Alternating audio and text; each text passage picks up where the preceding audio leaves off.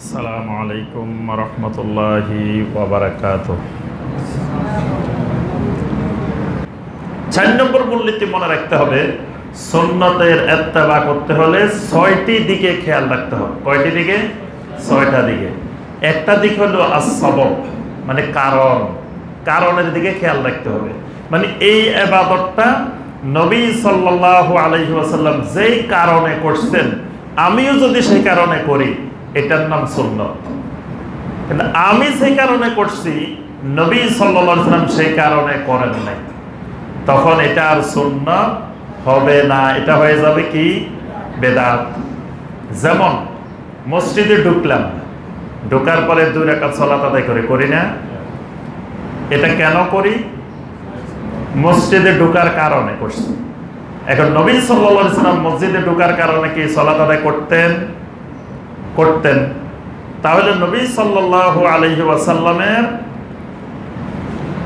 কারণের সাথে আমার কারণটা মিলে গেছে। নবী সাল্লাল্লাহু আলাইহি ওয়াসাল্লাম মসজিদে ঢোকার কারণে 2 রাকাত সালাত আদায় করতেন, আমিও মসজিদে ঢোকার কারণে 2 রাকাত সালাত আদায় করছি। তাহলে এটা কি হয়ে গেছে? সুন্নাত। নবী সাল্লাল্লাহু আলাইহি ওয়াসাল্লাম ওযু করার কারণে 2 রাকাত সালাত আদায় করতেন, আমিও ওযু করার কারণে 2 রাকাত সালাত আদায় করলাম, এটার নাম সুন্নাত। এখন একদিন কুলাউড়াতে বৃষ্টি হয়েছে, খুব বৃষ্টি হয়েছে, সুন্দর বৃষ্টি হয়েছে।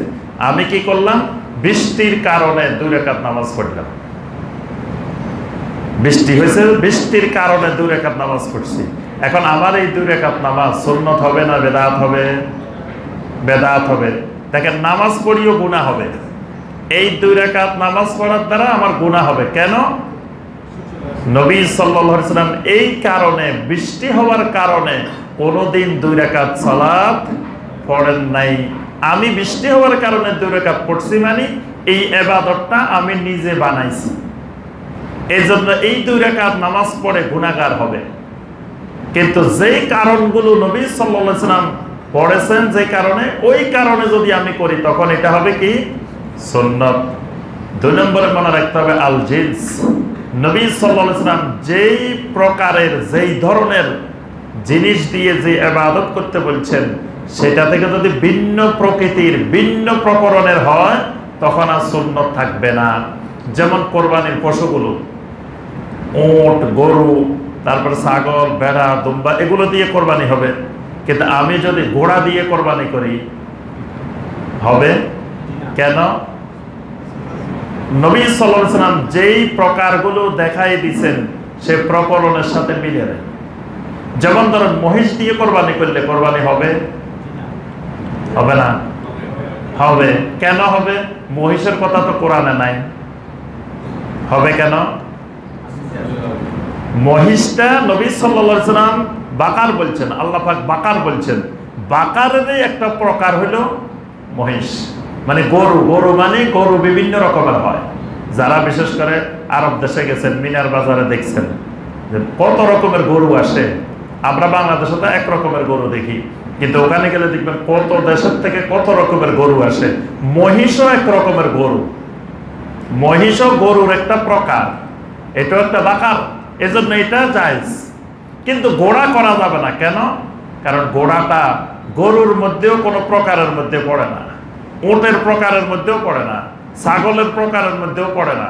তাহলে নবী সাল্লাল্লাহু আলাইহি ওয়াসাল্লাম যেই জিনিসগুলোর কথা বলছেন, সেই প্রকারের সাথে মিলে নাই। এই জন্য এটা দিয়ে কোরবানি করলে কোরবানি হবে না, এটা বেদাত হয়ে যাবে, সুন্নাত হবে না। 3 নম্বর কাদার।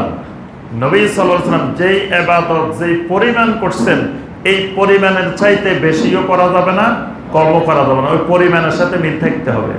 নবী সাল্লাল্লাহু আলাইহি ওয়াসাল্লাম মাগরিবের ফরজ আদায় করছেন 3 রাকাত।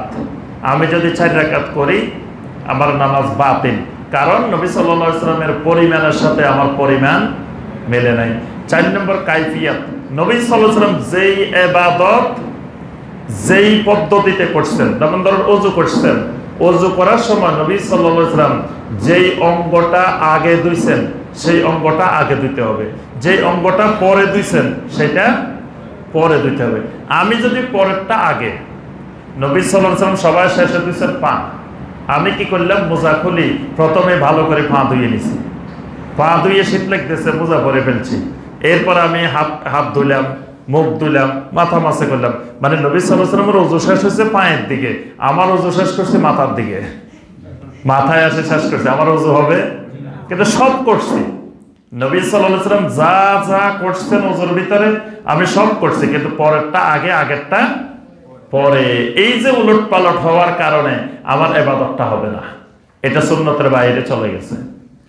5 নম্বরে খেয়াল রাখতে হবে মাকান, যেই জায়গা যেই স্থান নবী সাল্লাল্লাহু আলাইহি ওয়াসাল্লাম নির্ধারণ করছেন ওই জায়গা ওই স্থানে ইবাদতটা হইতে হবে। যেমন হজটা হইতে হবে আল হাজ্জু আরাফা, নবী সাল্লাল্লাহু আলাইহি ওয়াসাল্লাম আরাফার ময়দানকে নির্দিষ্ট করে দিয়েছেন। এখন আমি যদি মৌলভীবাজারে একটা মাঠে যাই বসে থাকি, হজ হবে? হবে না। কেন? নবী সাল্লাল্লাহু আলাইহি ওয়াসাল্লাম ওই জায়গা ঠিক করে দিয়েছেন, ওই জায়গা ছাড়া অন্য জায়গায় গেলে হবে না। আরেকটা হলো আজ-জামান, দেখবেন অসংখ্য ইবাদতের নবী সাল্লাল্লাহু আলাইহি ওয়াসাল্লাম সময় ঠিক করে দিয়েছেন, যেই সময়ে যেই ইবাদত সেই সময়ে সেই ইবাদত করতে হবে। ওই সময়ে দিক সেদিক হলে তখন সেটা সুন্নতের মধ্যে থাকবে না। 5 নম্বরে যেই আরেকটি জিনিস মনে রাখতে হবে উসুল, যে আল্লাহ রাব্বুল আলামিন আল্লাহর দ্বীনকে পরিপূর্ণ করে দিয়েছেন। সমস্ত ইবাদত নবী সাল্লাল্লাহু আলাইহি ওয়াসাল্লাম আমাদেরকে শিখিয়ে গেছেন। সুতরাং নবী সাল্লাল্লাহু আলাইহি ওয়াসাল্লামের পরে কারো কিয়ামত পর্যন্ত কোনো ইবাদত আবিষ্কার করার, বানানোর কোনো দরকার নাই। অর্থাৎ উম্মতের নাজাতের জন্য, আল্লাহর কাছে নাজাত পাওয়ার জন্য কোনো মানুষের কোনো ইবাদত নতুন করে তৈরি করার দরকার নাই। তৈরি করার অর্থই হলো আম লাহুম শুরাকাউ শারাউ লাহুম মিনাদ-দীন মা লাম ইয়াযাম বিহিল্লাহ। আল্লাহ বলতেছেন তাদের কি এমন কোন শরীক আছে, শারাউ লাহুম মিনাদ-দীন, যারা তাদের জন্য দিন তৈরি করে, দিন বানায়, মা লাম ইয়াযাম বিহিল্লাহ, আল্লাহ যে ব্যাপারে তাদেরকে অনুমোদন দেন নাই। অর্থাৎ অন্য কাউকে আল্লাহর সঙ্গে শরীয়ত প্রণেতা, শরীয়ত তৈরিকারী হিসাবে মেনে নেওয়া। তো এজন্য মানে যেই এলাকায় আপনার কোনো ব্যক্তি, কোনো পীর সাহেব, কোনো বুজুর্গ বা কোনো যে কোনো ব্যক্তি, বড় ব্যক্তি কিছু ইবাদত, কিছু তরিকা, কিছু সিস্টেম বানাই নিল, তার অর্থ হলো উনি আল্লাহর ক্ষমতার কিছু অংশ উনি নিয়ে নিল। কারণ শরীয়ত বানানোর অধিকার আল্লাহ ছাড়া কারো নাই। এজন্য কিয়ামত পর্যন্ত কোনো ইবাদত বানানোর অধিকার কারো নাই। সুন্নতের বাহিরে যাওয়া মানে আল্লাহ এবং রাসূলের থেকে অগ্রগামী হয়ে যাওয়া, মানে আল্লাহ এবং রাসূলের থেকে একটু বেশি বোঝা। আল্লাহ এবং রাসূলের থেকে বেশি বোঝা এটা একটা গোমরাহি। আল্লাহ এবং রাসূল যেখানে যতটুকু বলছেন সেখানে ততটুকু গিয়ে থেমে যেতে হবে। এর থেকে বেশি বুঝতে গেলেই গোমরাহির মধ্যে নিক্ষেপ হবে। এই জন্য নবী সাল্লাল্লাহু আলাইহি ওয়াসাল্লাম বলছেন কুল্লু বিদআতিন দালালাহ ওয়া কুল্লু দালালাতিন ফিন্নার। যত বেদাত আছে, নতুন তৈরি যত ইবাদত আছে, সব গোমরাহি, আর গোমরাহি মানুষকে জাহান্নামে নিয়ে যায়। এর কারণ হলো আল্লাহ এবং আল্লাহ রাসূল যা যতটুকু নির্ধারণ করছেন এটার মধ্যে সন্তুষ্ট থাকাটাই হলো হেদায়েত। এটার থেকে বাড়তি করতে যাওয়া, বেশি বুঝা, এটাই হলো দলালা, এটাই হলো গোমরাহি। এজন্য আমাদেরকে সব সময় সুন্নতের মধ্যে সীমাবদ্ধ থাকতে হবে। আকীদার ক্ষেত্রে, আমলের ক্ষেত্রে, মুআমালাতের ক্ষেত্রে, আখলাকের ক্ষেত্রে সুন্নতের বাহিরে যাওয়ার আমাদের কোনো দরকার নাই।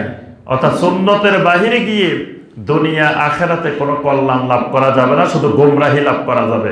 আর সুন্নতের উপরে থাকলে হেদায়েতের উপরে থাকা যাবে, এবং আল্লাহ পাকের কাছে সুন্নতের উপরে থাকার মাধ্যমেই নাজাত পাওয়া যাবে।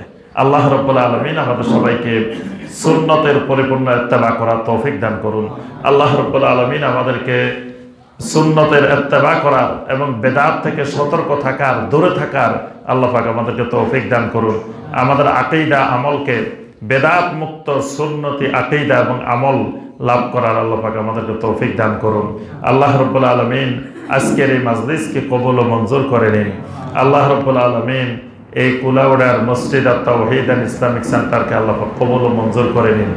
এই ইসলামিক সেন্টারের মাধ্যমে অত্র এলাকায় তাওহীদের দাওয়াত, সুন্নতের দাওয়াত পরিপূর্ণরূপে আঞ্জাম দেওয়ার তৌফিক দান করুন। আল্লাহ রাব্বুল আলামিন এই অঞ্চলের সকল ভাই বোনকে তাওহীদ বুঝার, সুন্নত বুঝার, শিরিক থেকে মুক্ত থাকার, বেদাত থেকে মুক্ত থাকার আল্লাহ পাক তৌফিক দান করুন। আমিন ইয়া রাব্বাল আলামিন। সুবহানাকা আল্লাহুম্মা বিহামদিকা আশহাদু আল্লা ইলাহা ইল্লা আনতা আস্তাগফিরুকা ওয়া আতুবু ইলাইক। আসসালামু আলাইকুম ওয়া রাহমাতুল্লাহি ওয়া বারাকাতুহু।